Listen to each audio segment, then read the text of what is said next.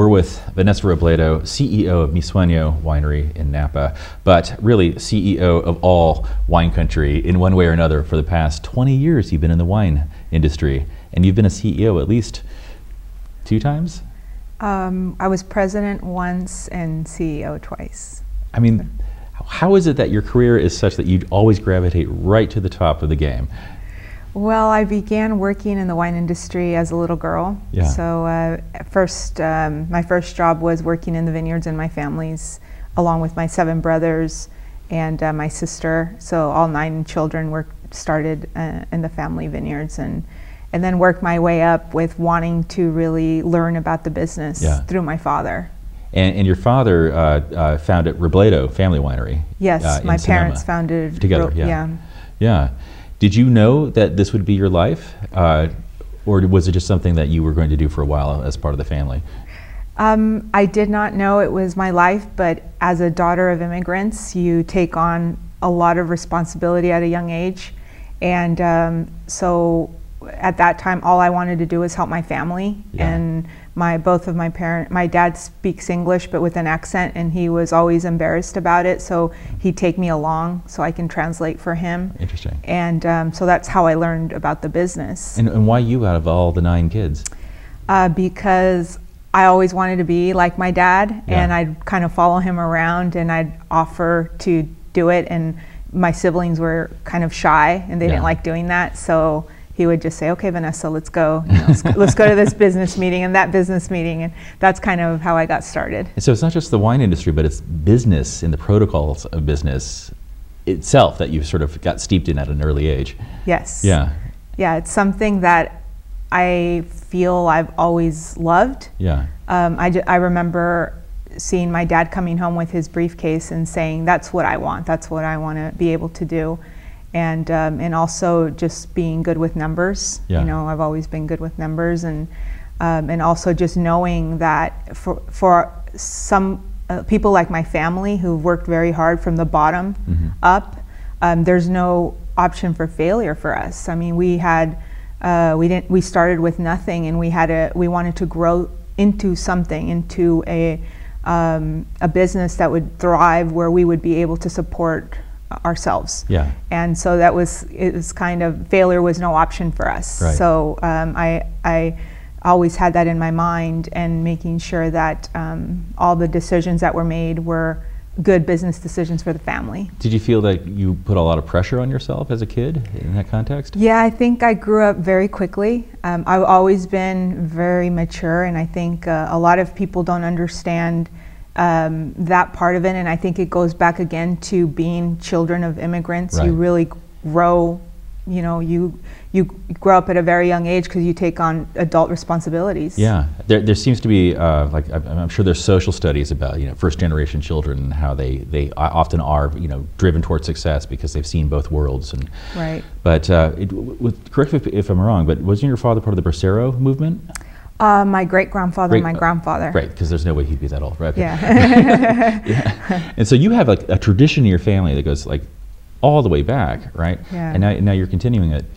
But now you're continuing it from this business standpoint as a CEO for other companies. Now, you were the president of Robledo for a while. Yes. Can I ask why you're not with that family business and now with another? Sure. I really wanted to create something on my own. I wanted to become independent from my family. And in my family, they're very traditional people. For example, everywhere I traveled on business trips, I was escorted by 2 of my brothers. Especially in New York, my dad thought that was such a dangerous city, so in New York City, I'd have to go with 2 of them, and then Florida, he'd only send 1, and then so you had these, Texas. These bodyguards, basically. Right, and it was, and I loved the culture. It was, it was very traditional as a woman. It was interesting because a role in business in my family, I was one of the first to be in that role. Yeah. And so they trusted my business instincts and the business decisions that I made. But when it came to certain traditional things like traveling alone as a woman, that wasn't allowed. And there was so things like that where I wanted to grow beyond that. I thought that it was important that once the family winery was successful, that I created something for myself and for my own name. And I remember my father telling me, why would you do that? You'll be taken care of for the rest of your life here. Right, taken care of though. Right. Right. And I said, that's not what I want. I want to build something for myself. I want to pave the own way for myself, and did what you did, Dad. So that's kind of how I would talk to him. And to this day, he's always had a hard time that I left the family winery, but I know he respects me. Right. And we should say you left the family winery, not the family. Right. Two different things. Right. Yeah. Right. Do you think other children of immigrants from the similar culture have to deal with this kind of stuff, like sort of identify themselves autonomous from the family and breaking out of cultural traditions that may not work with where they want to be in their lives? I think so, for sure. I think it's very hard, because when you come from a place like our family comes from Mexico, and they already have very traditional beliefs, and one of the few things that they bring with them, because they come from nothing, I mean, in their villages that they're from, or pueblos that they're from in Mexico, what they can bring with them is a language, their tradition, and their culture. Right. So when they come here, exactly, they hold on to that. And when there's changes, American culture is so different, it's so opposite, that they have a hard time letting go of certain things. Right. And I was born in Sonoma, so I was raised here, and I lived in two different worlds. Yeah. Home, it was Mexico, and outside going to school was America. Right. So I always try to balance the both, but I knew for myself, I always felt, more American, but I did love my traditions of Mexico. So it was just about balancing that. As a woman, I felt there's no limits for me. I liked, the fact that when I went to school and we all ate together, at home we first serve my brothers and then we eat, Really? So it's different. So it's kind of like, oh, wait a minute, it's equal here, So that's some of the things that I noticed that I appreciate and were hard for my parents, like even the language. My mom never learned English. Really? To this day. So there's certain things that they just, want to keep the same. Yeah. It's hard for them. Have you integrated both of your lives, into your work? It seems that a lot of mi sueño, right? Yes. In Spanish, is that something that you bring to your work? It's like the understanding of two cultures. Well, the beautiful thing of Mi Sueño was founded by two very special people to me, Lorena, my sister, and Rolando, her husband. Rolando was a winemaker for Robledo Family Winery when we founded it in 1997. They founded Mi Sueño at the same time. Oh, I see. Okay. So Mi Sueño means my dream, and really what they've integrated is also the cultures and the traditions, which is something that I love. And I wanted to take a step further, where my specialty is pairing Latin food with wine. So at Mi Sueño, those are some of the things we're implementing in all of the events, but also having an appreciation for the culture. And for example, we just celebrated Primavera en Mi Sueño, which means spring. It's a new beginning, showing, it was an event that was to help the community. So it was a really special thing for us to do, but when they came there, it was almost like going to Little Mexico, because we had some of my mother's recipes were being served, and a lot of special connections with food and wine. So both cultures were present at that event. That's great. Let's pick up on that when we come back. We're talking with Vanessa Robledo. She's the CEO of Mi Sueño Winery, and we'll be right back.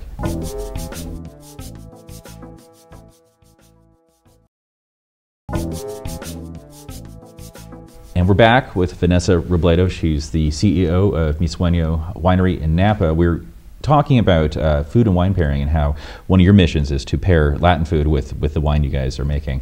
How important is wine and food pairing just in general into how we enjoy wine and probably our food, right?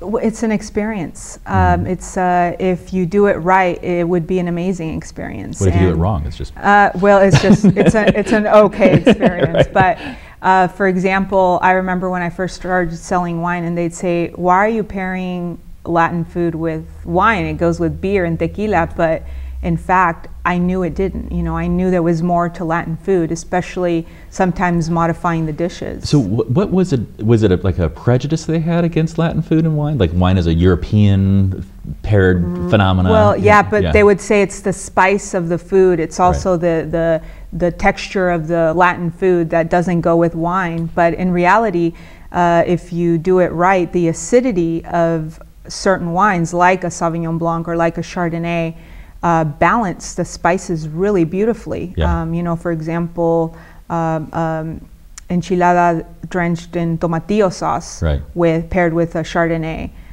It just, because of the little spice there, it refreshes your palate when you're drinking it with a wine. I can see that in a Chardonnay, it's got kind of a rounder taste, you know, sort of that buttery, or if not, you know, if it's a leaner one, either way, it's neutralizing. I can see that.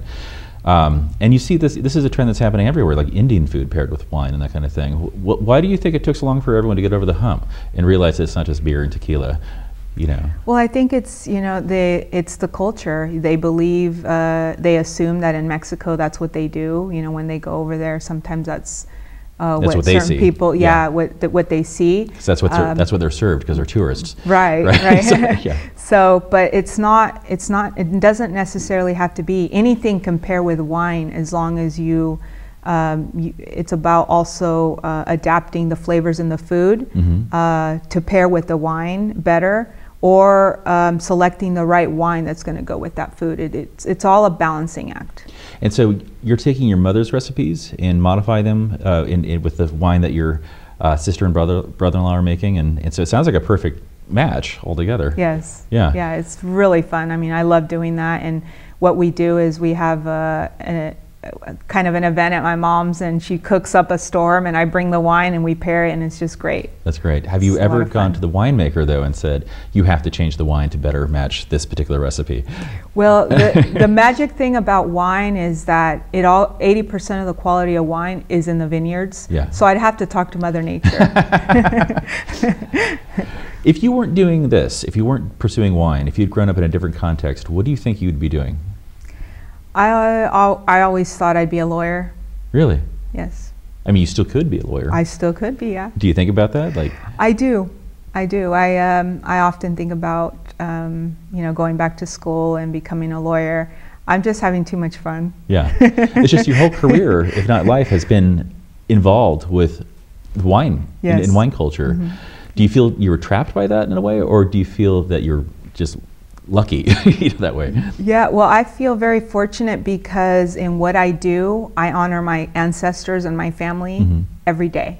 Right. So to me, what's been more important is for Latinos in general to be seen in a light that's not just working in the vineyards or in the back of the kitchen or cleaning rooms, because we can do anything and achieve anything, whether we're women, whether we're men. And, you know, it just really doesn't matter. It really depends on what we want for ourselves.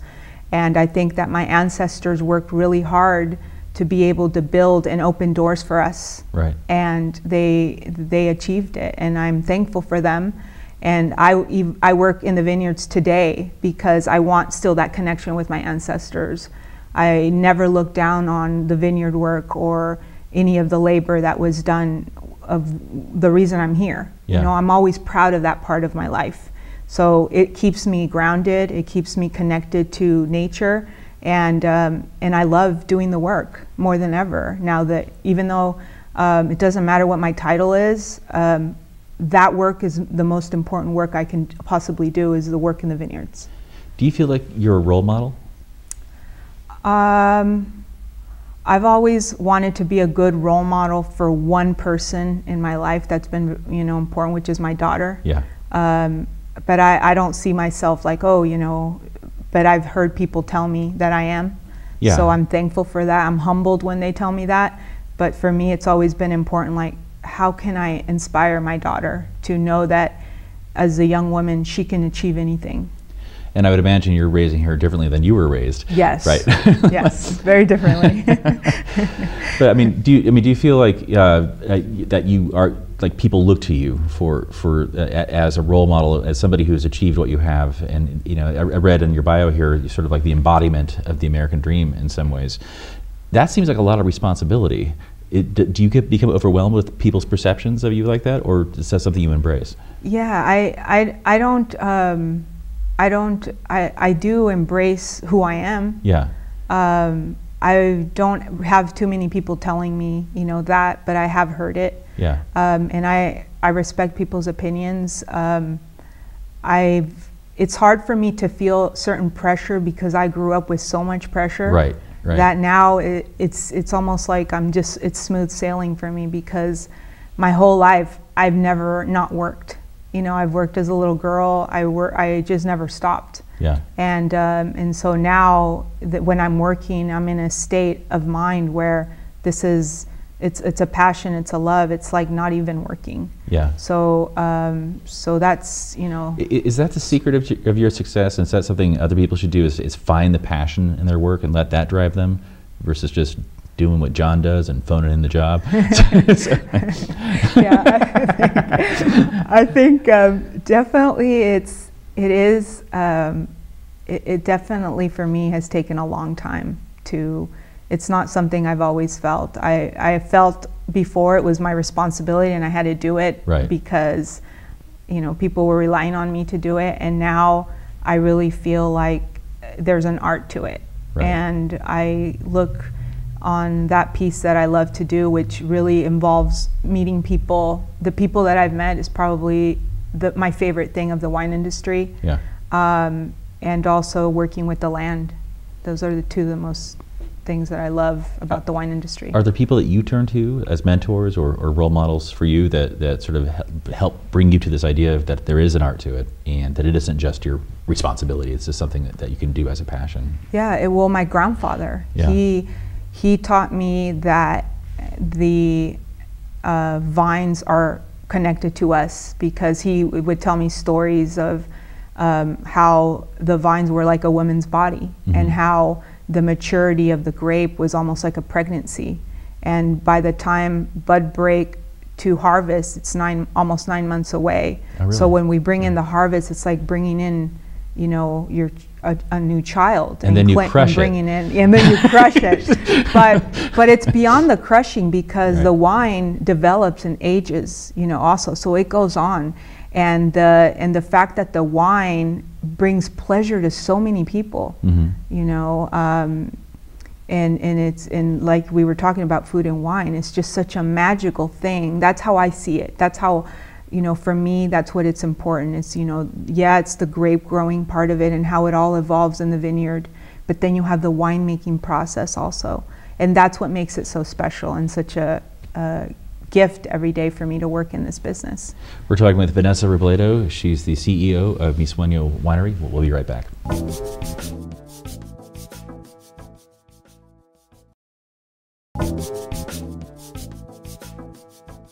And we're back with Vanessa Robledo. She's the CEO of Mi Sueño Winery, and we were touching upon the process of winemaking, or the life cycle of a wine, from vineyard to the winemaking to the bottling. But then this whole other thing occurs, which is the marketing of the wine and the building of the brand, which you're an expert at.